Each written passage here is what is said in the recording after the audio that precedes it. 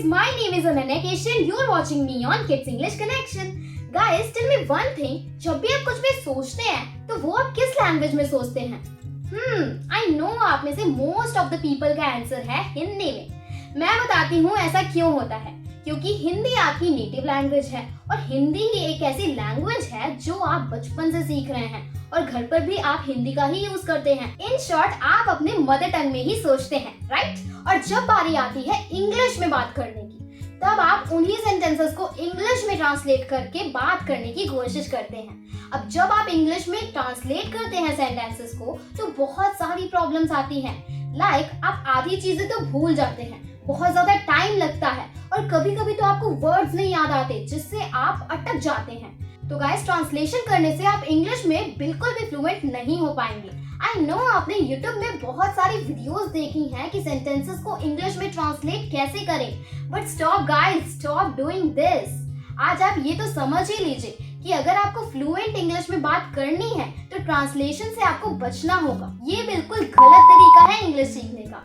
तो guys, train your brain to think in English. English में ही सोचने की आदत डालिए, ये सही तरीका है। और आदत कैसे डलेगी वो मैं आज आपको इस वीडियो में बताऊंगी। तो आज के इस वीडियो में मैं आपको बताने वाली हूँ ऐसे 3 एक्सरसाइजेस के बारे में जिसको फॉलो करके आप ट्रांसलेशन करना बिल्कुल बंद कर देंगे और डायरेक्टली इंग्लिश में ही सोचेंगे। एंड गाइस, ये एक्सरसाइजेस मैंने अपने एक फ्रेंड के साथ भी फॉलो किया है एंड रियली मैंने उसकी फ्लुएंसी में बहुत ज्यादा इंप्रूवमेंट देखा है। तो गाइस, अगर आपको भी अपनी फ्लुएंसी में इंप्रूवमेंट देखनी है तो इन एक्सरसाइजेस को जरूर फॉलो करिएगा। Let's start. First one is make sentences in your head. मतलब अपने दिमाग में आप इंग्लिश में सेंटेंसेस बनाना शुरू कर दीजिए। ये सबसे फास्टेस्ट तरीका है इंग्लिश में सोचने का। यस गाइस, अब आप कहेंगे ये कैसे होगा, तो चलिए मैं आपको बताती हूँ। आपके आसपास आपको जो भी चीजें दिख रही हैं, उनसे आप सेंटेंसेस फॉर्म करना शुरू कर दीजिए। तो गाइस, चलिए एक एग्जांपल के थ्रू समझते हैं। जैसे आप ट्रेन में ट्रैवल कर रहे हैं, तो आप कुछ इस तरीके के सेंटेंसेस फॉर्म कर सकते हैं। Like the train is not that crowded today. मतलब आज ट्रेन में ज्यादा भीड़ नहीं है। And the train is extremely crowded today. आज ट्रेन में बहुत ज्यादा भीड़ है। कई बार आप ऐसे कहते हैं लाइक मुझे सीट कब मिलेगी, तो आप कहिए when will I get a seat. तो इस तरीके से आपके आसपास आपको जो भी चीजें दिख रही हैं, उनसे रिलेटेड आप सेंटेंसेस फॉर्म करना शुरू कर दीजिए। तो इससे आप अपने इंग्लिश में बहुत इंप्रूवमेंट देखने वाले हैं गाइस। आई नो कि शुरू में थोड़ी सी प्रॉब्लम आ सकती है क्योंकि आपकी हैबिट नहीं है इंग्लिश में सोचने की।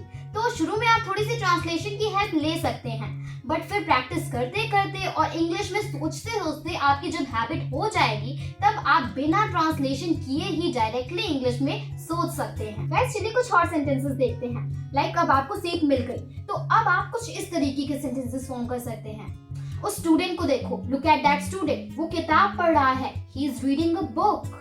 शायद उसकी एग्जाम है, possibly he has an exam.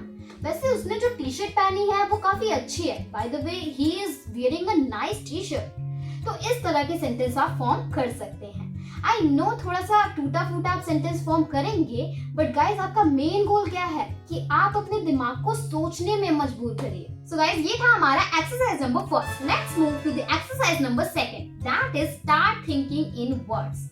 Guys, अब मैं यहाँ पे आपसे एक और क्वेश्चन पूछना चाहती हूँ कि आपने अपनी नेटिव लैंग्वेज कैसे सीखी। बहुत कॉमन क्वेश्चन है गाइस।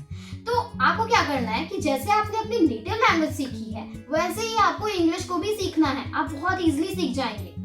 तो गाइस, जैसे आपने अपनी नेटिव लैंग्वेज सीखी है, बस वही चीजें आप इंग्लिश के साथ भी करिए। बहुत ही कम दिनों में आप सीख जाएंगे। गाइस, आपने अपनी नेटिव लैंग्वेज को वर्ड्स के थ्रू सीखा है, तो इंग्लिश के साथ भी हम यही करेंगे।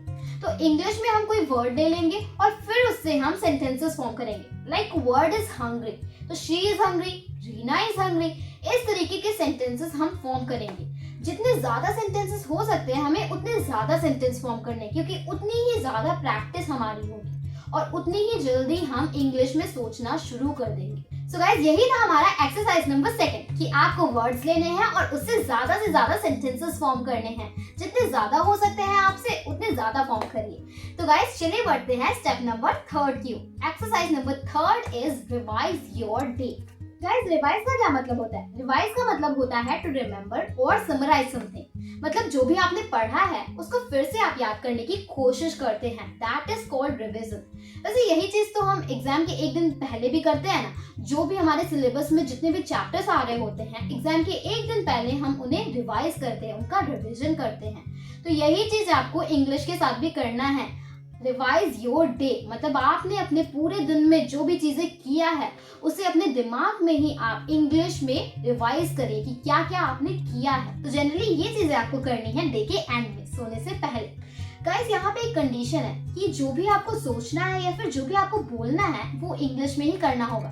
गाइस अगर आप बोल के प्रैक्टिस करना चाहते हैं ना, तो आप मिरर के सामने खड़े होइए और फिर पूरे दिन में आपके जो जो भी हुआ है उसे आप प्रैक्टिस कर सकते हैं मिरर के सामने।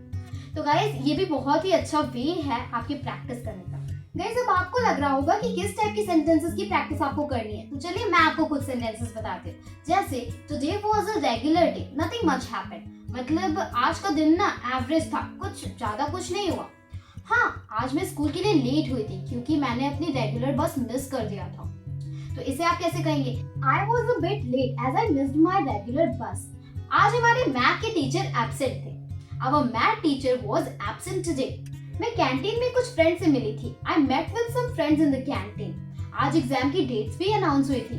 Today exam dates were also announced. तो इस टाइप के सेंटेंसेस की आप प्रैक्टिस कर सकते हैं गाइस। इसी तरीके से आप अपने दिन में, पूरे दिन में जो भी किए हो उसका आप रिवीजन करिए, उसे आप रिवाइज करिए। तो यही चीजें आपको करनी है। पूरे दिन में आप जो भी किए हैं उसे आपको रिवाइज करना है। गाइस सिर्फ इतना ही नहीं, आप ये भी सोच सकते हैं कि कल आप क्या करने वाले हैं। जैसे कि कल संडे है तो कल आप शॉपिंग करने जा रहे हैं, ठीक है? तो इसके बारे में भी आप सोच सकते हैं कि क्या क्या करेंगे आप कल, तो वो भी आप इंग्लिश में सोच सकते हैं। तो गाइस ये था हमारा एक्सरसाइज नंबर 3। अब आप यहाँ तक बने हैं तो मेरे पास आपके लिए एक बोनस टिप भी है। तो बोनस टिप है learn fixed phrases. Fixed phrases का मतलब होता है शॉर्ट फ्रेजेस, मतलब कि वो फ्रेजेस जो आप आसानी से लर्न कर सकते हैं और उसे लंबे समय तक याद रख सकते हैं। एंड ये फ्रेजेस आपको बहुत ही इजीली लर्न हो जाएंगे गाइस। एंड ये ऐसे फ्रेजेस होते हैं जो बहुत सारी सिचुएशंस में काम आते हैं, लाइक सूनर और लेटर, तो आज नहीं तो कल। इस टाइप के फ्रेजेस आपके बहुत काम भी आएंगे और बहुत ही इजी भी होते हैं। सो गाइस यही था हमारा bonus tip. That's all for today guys. Guys आज की ये वीडियो आपको कैसी लगी मुझे कमेंट्स में लिख के जरूर से बताइएगा, और अगर थोड़ी सी भी इम्पोर्टेंट लगी हो तो प्लीज शेयर भी जरूर करिएगा। Till then keep learning and keep watching. Stay safe and bye bye.